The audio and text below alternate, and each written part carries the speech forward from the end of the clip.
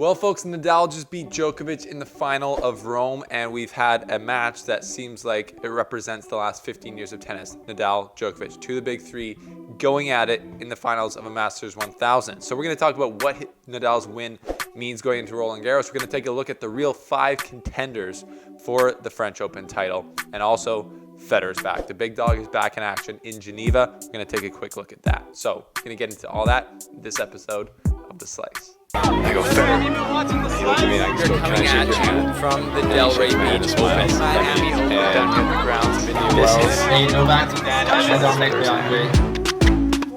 We are here with the man, Niels Raunet. Welcome to The Slice. Well, folks, thanks for being back here.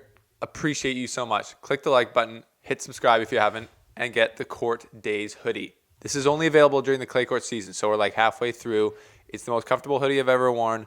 You'll look in it, and it supports the show. So appreciate it big time. Also, if you bet on tennis, this is not a promotion for betting or to start betting, but if you bet on tennis and you're going to be betting during the French Open, use our code SLICE25 at Just the Tips. They are tennis handicappers, and they know tennis. They've been doing it for 20 years, and they were going to give you the best tips to make the right bets during the French Open, and then that'll help you secure the bag. So going into the French Open, in my opinion, there's 5 contenders. There's really one guy. It's Rafael Nadal. Is he going to somehow lose this tournament? It's always his tournament to win. He's the clay goat. That'll never change. As long as he's walking on 2 legs, he will probably be the favorite to win the French Open. And obviously him winning Rome here, beating Djokovic in the final, close final, is going to help his cause. Because as we know, the story of the clay swing so far for Rafa has been him trying to find his best form. He didn't have it in Monte Carlo, lost early to Rublev. He won in Barcelona, beating Tsitsipas, but he still didn't look his best. And then he lost in Madrid, not his favorite clay court tournament, to Zverev. And then he won the Rome title just yesterday, looking very good in the final, looking like just solid Rafa against a really good Djokovic. But he's also had like 3 match points and could have lost the match a million ways to Denis Shapovalov in like the 3rd round. So it's not like Nadal is at his absolute best, untouchable on clay, but he is doing what he can right now to be his best for the French Open. And that's great news for the Rafa Nadal camp. Looking at the match yesterday, he figured out ways. Djokovic was returning super well. I wasn't able to watch a lot of these tennis matches because I was out of town, had to take care of some family things. But from the stats that I saw, Djokovic was returning super well, but Nadal was able to adapt, react, and just play aggressive like he does. He knows how to, better than anyone else on this clay surface ever.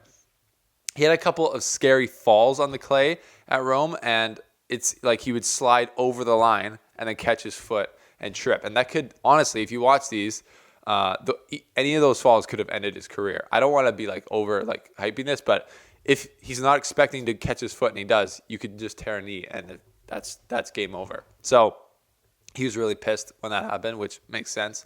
I don't know if that's normal though. So it seems like it's not. That's why he's so mad about it. But what are your thoughts on that? So that's Rafa. He's not looking untouchable though. To me, he's looking the most beatable I can really remember him looking going into the French Open. Like he should have lost to Shapovalov in the 3rd round. Shapovalov had match points, I think twice, and he was like serving for the match a couple times. And that's Shapovalov was playing great, but that's Rafa not playing his best. He figured it out, obviously. He played center, and then Shapovalov had a tough start to the Rome, got a little easier, and then he obviously had Djokovic at the end. But I don't think he's looking untouchable. Obviously, he's like a 75% favorite to win the French Open. But it's going to be interesting. We say this every year. I'm not counting against him. I will not bet money against him. I'll tell you that for free. But I do think there's other contenders. Because some years he goes into it, you're like, Rafael Nadal is winning. I've heard other people say everyone else can just show up, drink some wine, eat some cheese. But that's not the case this year. I think he's definitely not untouchable. And he'll be ranked number 3 going into the French Open, not number 2. So that'll be interesting. Djokovic feels like he's going to peak for the French Open, which is what he's trying to do. He's already got the historic number 1, which he calls it, the most weeks at number 1. So now he's really focusing obviously on the slams. The French Open would be an amazing feather in his cap, make it a super 2 slams at each tournament, which would be unreal. None of the big 3 have that, which is kind of crazy. He could be in the same half as Rafa based on he's number 1, Rafa's number 3. So that could be amazing or crazy or really put a stick in the rims of what we think is going to happen, which is probably a Djokovic and Nadal final. That's what everyone's expecting. He just has to play better. Djokovic has obviously, as like Nadal, not looked his best on clay. Hasn't won a title yet. Lost in his hometown to Karatsev, lost to Dan Evans. Now he's lost to Nadal. He basically almost lost to Tsitsipas. It was a rain delay that saved Djokovic because Tsitsipas was up a set and a break, and then all of a sudden the rain comes in. Next day, it's like a whole brand new match. Djokovic just has to win 2 sets and break Tsitsipas once, which on a new day he should be able to do. But again, he wasn't looking that great at that point in the tournament. There was 4-1 odds against him to lose that match. So he's got to play better to have a chance to win. But he still is definitely the second favorite at the French Open because he's won it before. He's obviously one of the all-time GOATs. We all know this. So do you think he has the game right now to win the French Open, or does he have to improve more? I want to know from the Nole fam what you guys think. Zverev, he won in Madrid, obviously looked super good. I picked him to win there. He was tired in Rome after Madrid. They played a rematch, him and Nadal. Didn't see the match, like I said, because I was busy. But I think he was just a little bit gassed from that Madrid tournament. So he's going to take the week off after this, and he's going to be able to recover. And I think he's going to be fresh for the French Open. And he can beat anyone on clay. He's great on the surface. It's all mental for him, but I think his game is getting to the best we've ever seen it, and I think this might be his best chance for a major that we've seen so far, honestly, at the French Open coming up here, which is exciting to see if you're a Zverev fan. And it's exciting to see if you're a tennis fan because it's looking more and more like he's an actual contender at this tournament rather than just being like an outside chance to maybe challenge Nadal or Zverev or Djokovic. Dominic Thiem is back in action at Rome. He got his engines revving. It didn't look his best. He was weird. He broke Sonego to go up to serve for the match. He looked like the most pissed he looked all match when he was serving for the set. And then he got broken, and then he had a match point, and then he didn't convert, and then he lost. So he wasn't looking his best, but he'll be fresh and I think have lots of energy for the French Open. He's playing in Lyon, the 250. So that'll be a good iron sharpener, I think, for him. He's going to be a little bit of a sleeper because he hasn't been playing as much, but I think he's going to be, he's made it to the finals of the French Open twice. So it's his tournament. He loves it.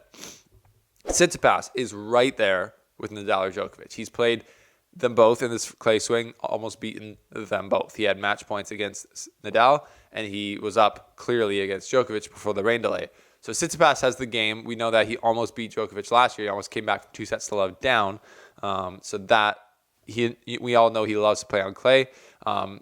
He won in Monte Carlo, so he's going to have a real kick at the can at this French Open again to obviously get his first slam. It'll be a big ask, but I think he's a 5th contender of guys who can do it. So we're looking at Nadal, the obvious favorite for French Open. Djokovic, he's got a lot of motivation to win. He's got the game to win, and he's going to be looking to have a smooth run through, get even tighter at his another tournament in Belgrade before the French Open.